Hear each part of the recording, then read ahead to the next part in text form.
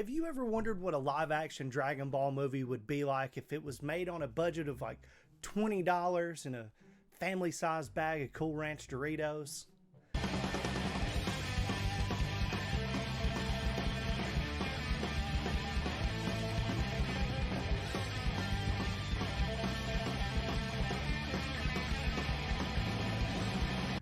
Well, don't worry, because it exists, and today we are going to talk about it. It is arguably, and in my opinion, better than Dragon Ball Evolution. It sticks closer to the source material and is overall more of a Dragon Ball movie, though it is still a fossilized turd from 1991. Being a fossilized turd kind of makes it more interesting.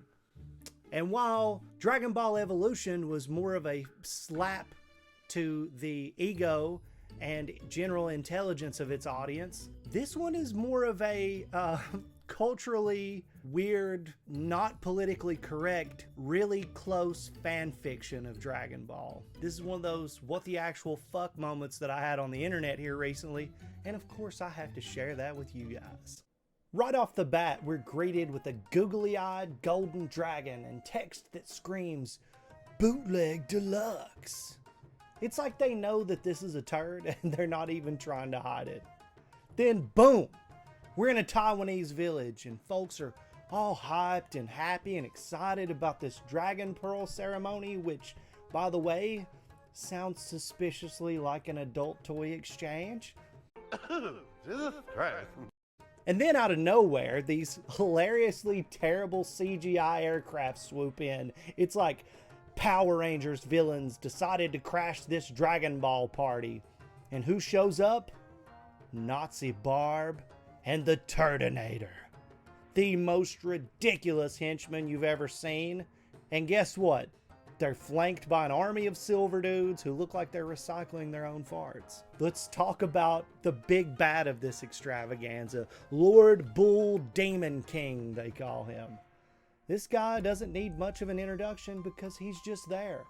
In all of his over-the-top villain glory, he's kind of like Frieza in this situation, is like an alien overlord trying to steal all of the Dragon Pearls, but he's just more of a do-nothing, really, who hangs around in the background until the end. He somehow knows that Grandpa Gohan exists and has Dragon Pearls, so he orders Nazi Barb and the Turdinator to go get him.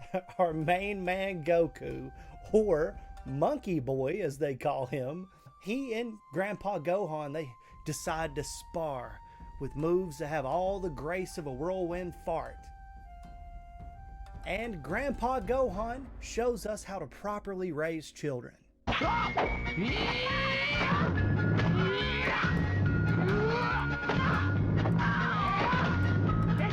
And then after all of that, Goku goes on a fishing trip, which turns into a Florida man escapade wrestling an alligator, because why not?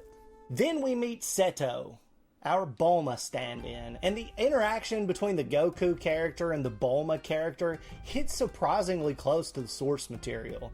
It's very interesting how there's certain parts that are just completely fucking weird and different and make no sense and have no connection to Dragon Ball. And then you have the Bulma Goku interaction in this film, which is like just so close to the source material. You can tell that the people who made this film were actually Dragon Ball fans and they knew what to do with these characters. It's very plain to see. But then you have moments, okay? Then there's that one joke. Well, I'm just going to play the clip here with the full audio and let this speak for itself, okay? Yes, a boy and a girl, well, apart from some physical differences, are basically the same. Oh, yes, I remember he said that a girl's chest is bigger than a boy's. But it's strange. Why should your chest be bigger? Hey, can I take a look? Hey, you can't touch me. My grandpa said that too. He said a boy mustn't touch a girl. He said that those who do are called babies. That's right. Hell no. To the no, no, no. What the?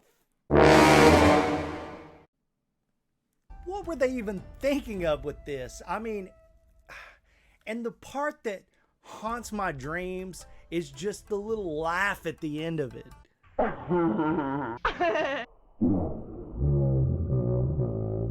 And you think that that's as bad as this film gets, that's as far as they're gonna go. But let me tell you that nothing prepared me for the introduction of Oolong. Just get ready for the scene that will have you questioning just about everything. The introduction of Oolong, or as this movie calls him, Piggy. Oh boy, it's a doozy. And here's Piggy, painted all black. And I guess now he may have a little bit of trouble running for public office. But it's not his wardrobe that's the main issue here. It is, let's say, his unique approach to romance. He's trying to force this little girl to marry him. Yes, you heard that right, and it is as creepy as it sounds. And with that in mind, he may very well still run for public office. But wait, here comes our hero Goku, or as he is known in this cinematic universe, Monkey Boy. He sees what's going down and decides to serve up some justice, HatGuy style. And how is that, you ask? With a good old punch to the gut. So, Oolong's introduction in this film is a little unsettling, to put it mildly. It's a bizarre mix of creepiness and slapstick that makes you not know whether or not you should just be completely grossed out or laugh. Maybe you should even call the authorities. But let me tell you, in a world of unlicensed Dragon Ball spin-offs, this is just like par for the course. Let's not forget Westwood, our discount Yamcha, who instead of Puar has a talking parrot that is about as enjoyable as nails on a chalkboard. Westwood, and me? I'm Miss Snow White! Ah! Now what happens next in this scene with Yamcha, I have no explanation for.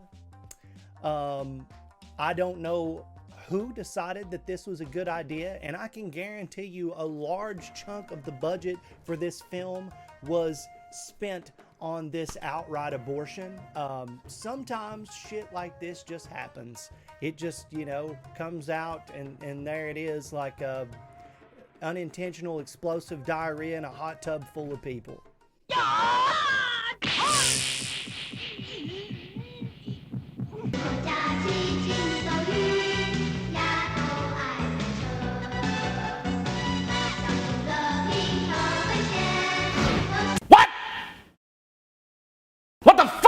Now let's talk about Master Roshi.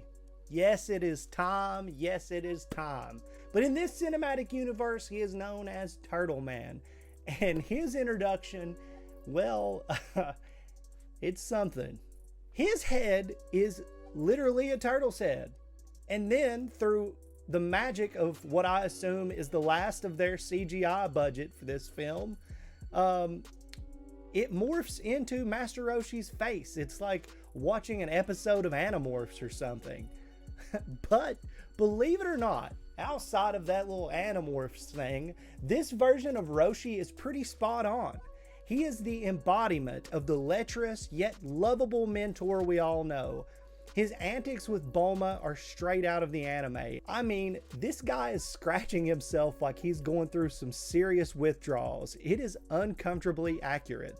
And Roshi, being the total pervert he is, he's demanding a little show in exchange for his help. Oolong, or Piggy as they call him here, this guy's transformation power, it's a key plot point. So what do they do with it?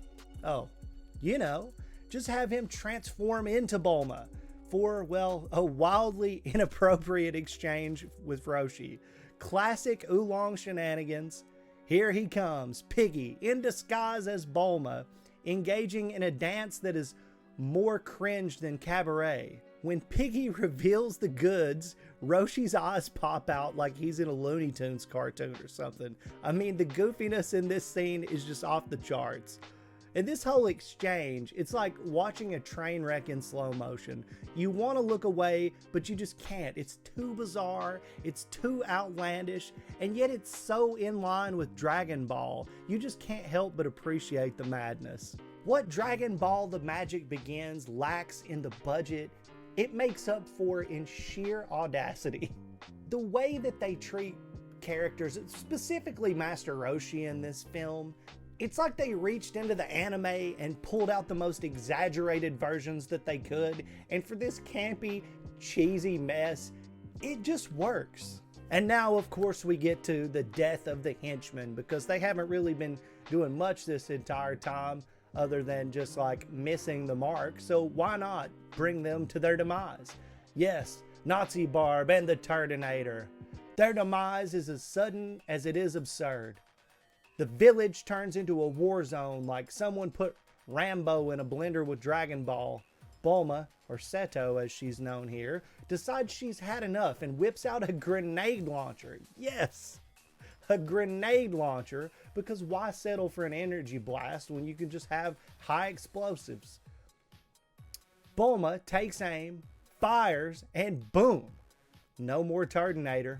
It's like they ran out of script and just decided to blow up their problems. And Nazi Barb, she bites the dust in a similar and abrupt fashion.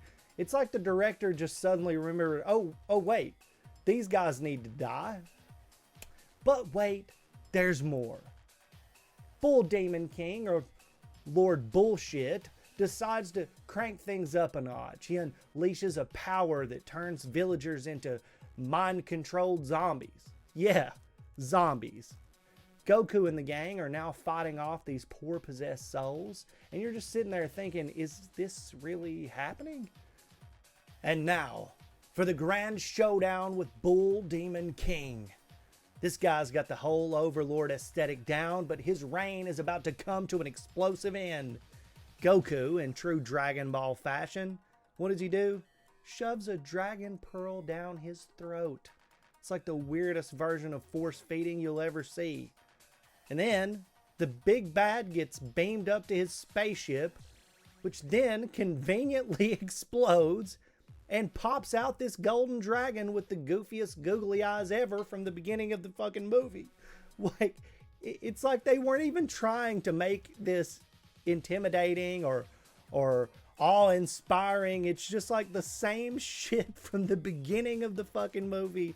The spaceship explodes and out pops this thing. And the final wish, what is it? To restore the village and bring back all the people who got zombified.